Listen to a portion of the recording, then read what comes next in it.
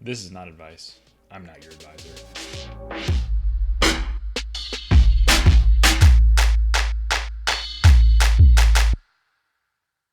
We are still here, and we still got our friend.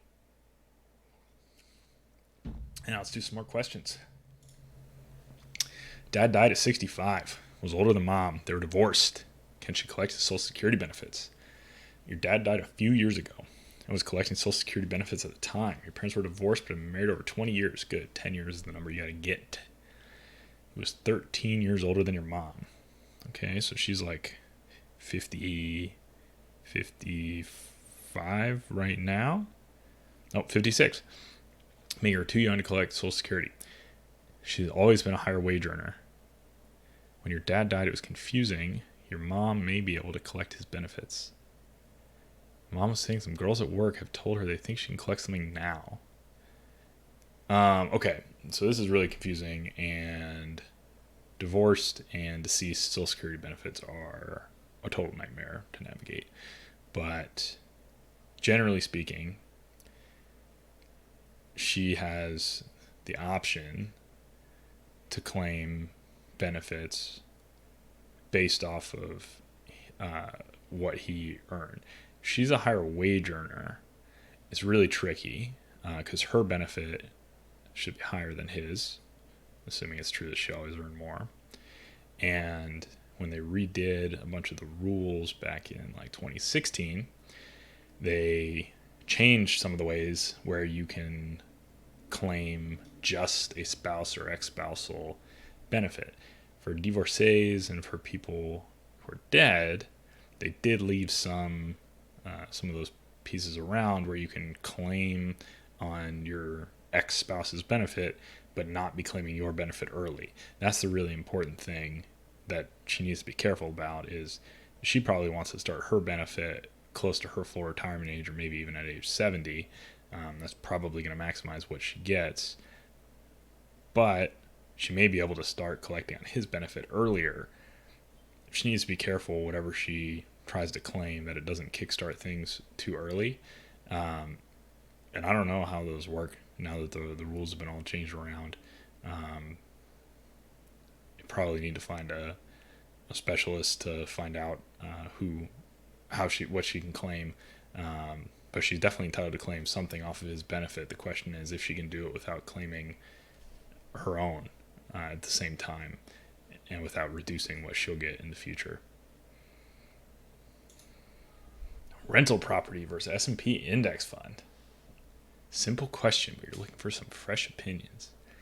800K, hypothetically deciding between investing in a rental property or two and throwing the majority into a Vanguard fund or something similar. Speak for the long haul. Can't seem to wrap your head around what has historically better returns.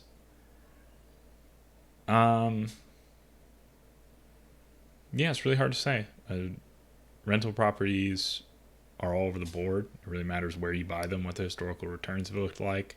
It really matters what market they're in. It really matters how much you're going to be doing versus you're going to be outsourcing it.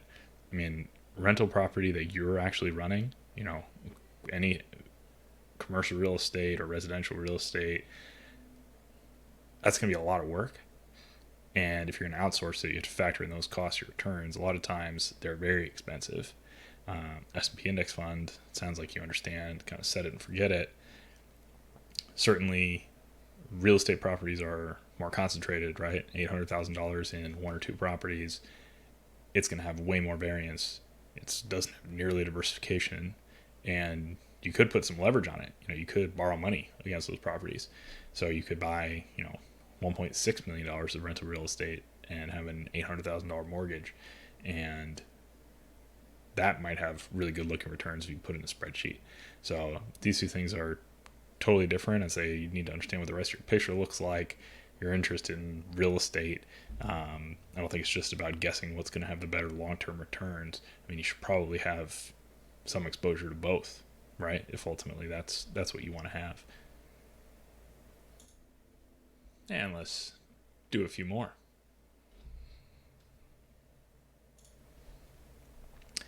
I may move shortly after my goal date of buying a house.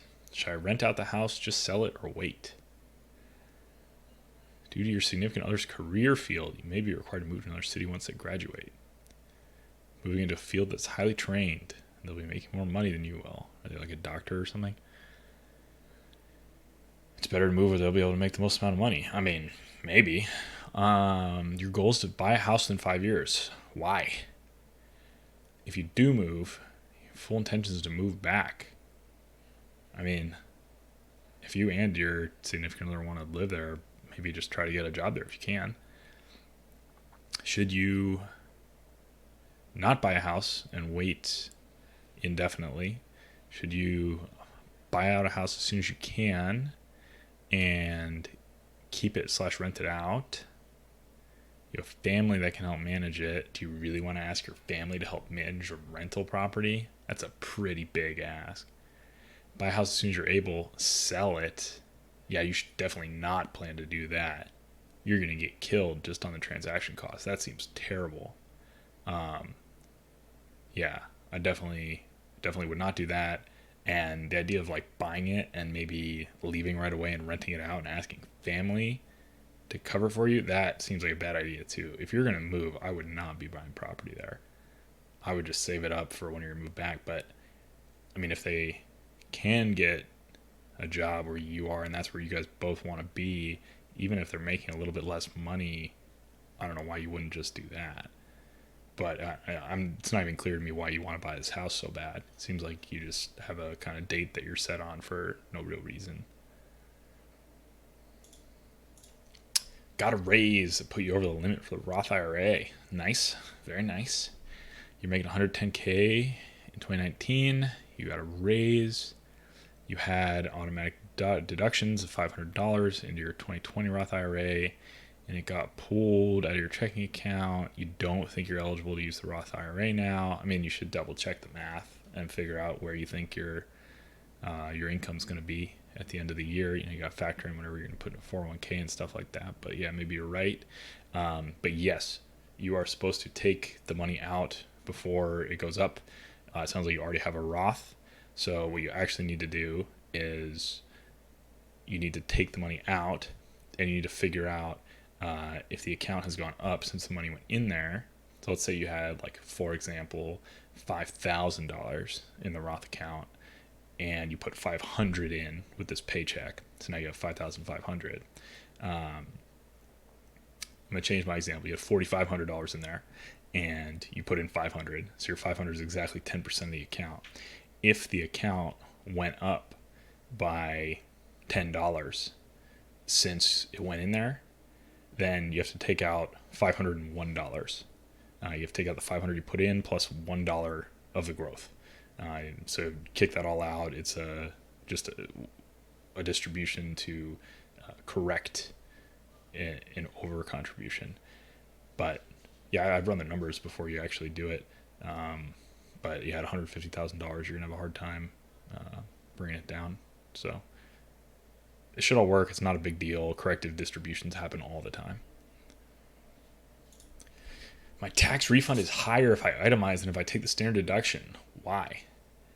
Well, I don't even need to read the question. So to answer it, if you have more itemized deductions, so standard deduction is like $12,200, $12,400.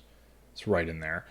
And if you have more itemized deductions than that number, or if there's two of you, double that number, then you're going to save more money. Okay, so let's read the details. You bought your first home in July 2019. You thought that due to the new tax laws, itemizing won't give you much of a tax advantage. Well, most people, especially couples, because of some of the caps that are in place, aren't actually able to itemize. The itemizing is less than the standard deduction because the standard deduction went up. Okay, so TurboTax says that you're refunded a couple hundred more if you claim your mortgage interest. Yeah, I believe it. You're single, unmarried. You're not itemizing any other deductions. Okay, so you still probably have three things that you're itemizing. So mortgage interest that you're talking about, and then whatever you're paying for property taxes, and then your state income taxes. So the state income taxes and the property taxes actually have a cap now. But probably those plus your mortgage interest is more than your standard deduction. So if that's true, it's going to give you more of a refund, and it seems like you should claim it. But yeah, that's how it works.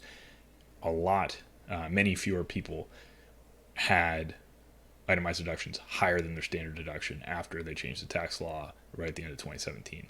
So they didn't change the way it worked. It's still an advantage to itemize if you can. After 12 years, think about throwing the towel on your rental house. You bought a 1,450 square foot house in Anchorage in 2005 for $220K when you were stationed up there. You left in 2007. You've been renting it out ever since. You're convinced Alaska's not figured out what it wants to do in the post-oil era. You're renting it out for $1,600. I guess that's $1,600 a month. Lots of headaches, general maintenance, appliance replacements, major projects. Yep. Normal. Got $83,000 left on the loan. Nice job paying it down. Zillow estimates it'll sell for $300,000. Yeah, you probably have a better estimate than that. Although you haven't been up there for a while, maybe you don't know. But seems reasonable. And you have to pay 20% of depreciation recapture plus capital gains. Yep. You have no confidence in the local economy. You're planning on buying an apartment overseas, and this will help. Yeah, man. Or a woman, I guess. I don't know. It sounds like you have other uses for the cash, and you're tired of having it, and it's been a headache, and it hasn't had a great return, and you want to sell it, and I don't see anything wrong with that. Sounds like you thought it through. Maybe 5 or 10 or 15 years from now, you'll see some article about how great the real estate in Anchorage is done, but it sounds like you don't think that's that likely, and you probably shouldn't care. You got other things to do with it, and it's your money, it's your investment. You'll have to pay the taxes, so make sure you have some set aside for that, but your thinking seems pretty sound to me.